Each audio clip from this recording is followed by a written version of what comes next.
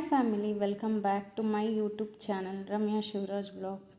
Guys, ಇನ್ನು ಬೆಳಿಗ್ಗೆ ಬೇಗನೆ ಎದ್ದು ಬ್ರಾಹ್ಮಿ ಮುಹೂರ್ತದಲ್ಲೇ ಪೂಜೆ ಮಾಡಿಕೊಂಡೆ. ಇನ್ನು ನನಗೆ ಬೆಳಿಗ್ಗೆ ಬೇಗ ಪೂಜೆ ಮಾಡೋದು ಅಂದರೆ ತುಂಬ ಇಷ್ಟ. ಅದಕ್ಕೆ ಬೆಳಗಿನ ಪೂಜೆ ಅಂತೂ ನಾನು ಮಿಸ್ ಮಾಡೋದೇ ಇಲ್ಲ. ಬೆಳಿಗ್ಗೆನೇ ಪೂಜೆ ಮಾಡಿಬಿಡ್ತೀನಿ.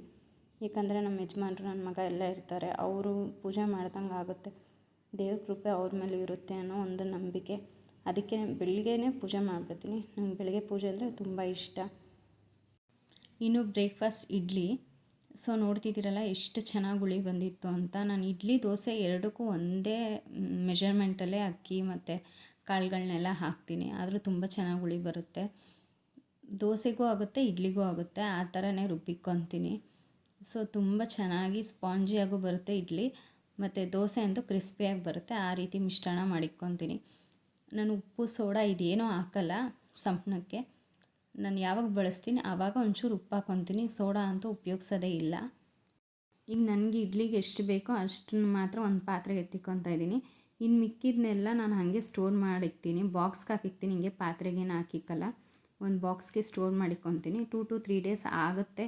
ಬಟ್ ನಾನು ಇದನ್ನು ನಾಳೆನೇ ಖಾಲಿ ಮಾಡ್ತೀನಿ. ಒಂದಿನ ಇಡ್ಲಿ ಅಂದರೆ ಇನ್ನೊಂದು ದಿನ ದೋಸೆ ಆಗಿಬಿಡುತ್ತೆ. ಸೊ ನನಗೆ ಮಿಗಲ್ಲ. ಮತ್ತು ನಾನು ಎಷ್ಟು ಬೇಕು ಅಷ್ಟು ಮಾತ್ರ, ಅವಶ್ಯಕತೆ ಇದ್ದಷ್ಟು ಮಾತ್ರ ರುಬ್ಕೊತೀನಿ. ಜಾಸ್ತಿ ಅಂತೂ ರುಬ್ಕೊಳ್ಳಲ್ಲ.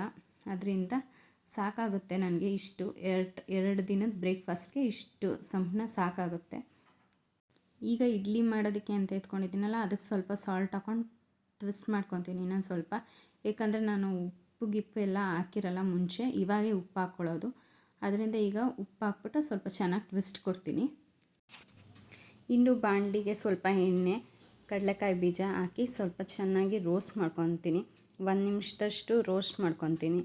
ಇನ್ನು ಇಲ್ಲಿ ನೋಡ್ತಿದ್ದೀರಲ್ಲ, ಈ ರೀತಿ ಚೆನ್ನಾಗಿ ರೋಸ್ಟ್ ಮಾಡಬೇಕು.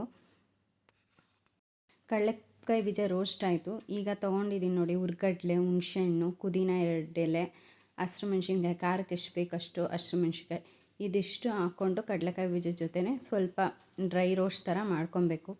ಒಂದು ನಿಮಿಷ ರೋಸ್ಟ್ ಮಾಡಿಕೊಂಡ್ರೆ ಇದನ್ನು ಸರಿ ಹೋಗುತ್ತೆ. 1 ನಿಮಿಷ ಆದಮೇಲೆ ಸ್ವಲ್ಪ ತಣ್ಣಗಾಗಕ್ಕೆ ಬಿಡಬೇಕು. ಇದನ್ನು ತಣ್ಣಗಾದಮೇಲೆ ಮಿಕ್ಸಿ ಜಾರ್ಗೆ ಹಾಕ್ಕೊಂಡು ಸ್ವಲ್ಪ ತಣ್ಣಗಾದ್ಮೇಲೆ ರುಬ್ಬಬೇಕು.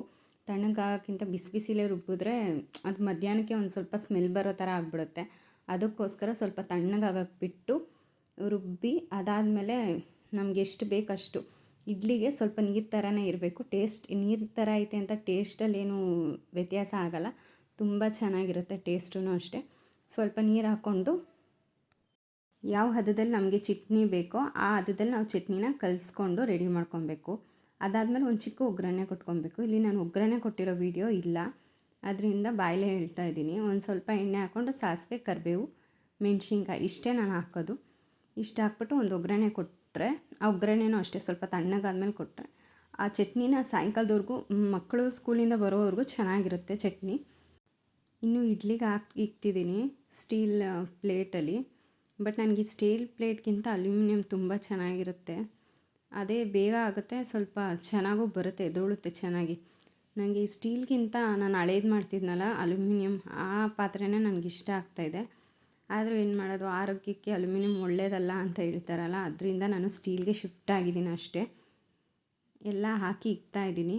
ಏನಿಲ್ಲ, ಒಂದು 10 ನಿಮಿಷ ಹಬೆಯಲ್ಲಿ ಬೇಯಿಸಿದ್ರೆ ಸಾಫ್ಟಾಗಿರೋ ಸ್ಪಾಂಜಿ ಇಡ್ಲಿ ರೆಡಿ ಆಗುತ್ತೆ. ಇನ್ನು ನನ್ನ ಮಾರ್ನಿಂಗ್ ಏನಿರುತ್ತೆ ರೂಟೀನ್ ಇದೇ ಥರ ಇರುತ್ತೆ ಗೈಸ್, ಆಲ್ಮೋಸ್ಟು. ಆದರೆ ಇಲ್ಲಿ ನೆಲ್ಲಿಕಾಯಿ ಜ್ಯೂಸನ್ನ ಆ್ಯಡ್ ಮಾಡಿಲ್ಲ, ಯಾಕಂದರೆ ಕ್ಲಿಪ್ಪಿಂಗ್ಸ್ನೇ ತೊಗೊಂಡಿಲ್ಲ ನಾನು, ಅದರಿಂದ ಆ್ಯಡ್ ಮಾಡಿಲ್ಲ. ಬೆಳಗ್ಗೆ ಹೊತ್ತು ನೆಲ್ಲಿಕಾಯಿ ಜ್ಯೂಸ್ ಅಂತೂ ಕಂಪಲ್ಸರಿ ಇರುತ್ತೆ. ಅದಿಲ್ಲ ಅಂದರೆ ಲೈಟಾಗಿ ಕಾಫಿನಾದರೂ ಕುಡಿತೀನಿ. ಇಲ್ಲಾಂದರೆ ಕೆಲಸ ಮಾಡೋಕ್ಕಾಗಲ್ಲ. ಬೆಳಿಗ್ಗೆ ಬೇಗ ಎದ್ದಿರ್ತೀವಲ್ವ, 1-4:30ಗೆಲ್ಲ ಎದ್ದಿರೋದ್ರಿಂದ ಹೊಟ್ಟೆ ಅಂತೂ ಖಾಲಿ ಇರೋಕ್ಕಾಗಲ್ಲ, ಸುಸ್ತಾಗಿಬಿಡುತ್ತೆ. ಅದಕ್ಕೋಸ್ಕರ ಅದೊಂದು ಅಭ್ಯಾಸ ಮಾಡ್ಕೊಂಡಿದ್ದೀನಿ. ಇಲ್ಲ ಕಷಾಯ ಇರಬೇಕು, ಇಲ್ಲಾಂದರೆ ಕಾಫಿನಾದರೂ ಇರಬೇಕು.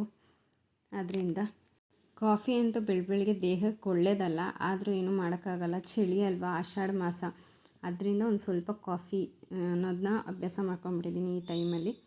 ಬಟ್ ಆದರೆ ಅಷ್ಟೊಂದೆಲ್ಲ ನಾನು ಕಾಫಿ ಕುಡಿಯೋಲ್ಲ, ಕಷಾಯನೇ ಜಾಸ್ತಿ.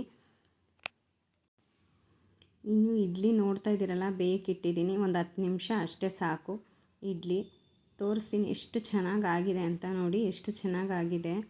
ಬಟ್ ಆದರೆ ಎಡಿಯೋದಿದೆಯಲ್ಲ, ಅದು ಸ್ವಲ್ಪ ಕಷ್ಟ. ಈ ಸ್ಟೀಲ್ ಪಾತ್ರೆಯಲ್ಲಿ, ಅಲ್ಯೂಮಿನಿಯಮಲ್ಲಿ ಚೆನ್ನಾಗಿ ಬರುತ್ತೆ, ಆದರೆ ಸ್ಟೀಲಲ್ಲಿ ಉಬ್ಬಿಟ್ಟು ಕೆಳಗಡೆ ಎಲ್ಲ ಕಚ್ಕೊಂಡ್ಬಿಡುತ್ತೆ. ಅದೇ ಪ್ರಾಬ್ಲಮ್ ಆಗ್ತಿರೋದು ನೋಡಿ. ಇನ್ನು ಇಡ್ಲಿ ಅಂತೂ ತುಂಬ ಸ್ಪಾಂಜಿಯಾಗಿ ಬಂದಿತ್ತು ಗೈಸ್.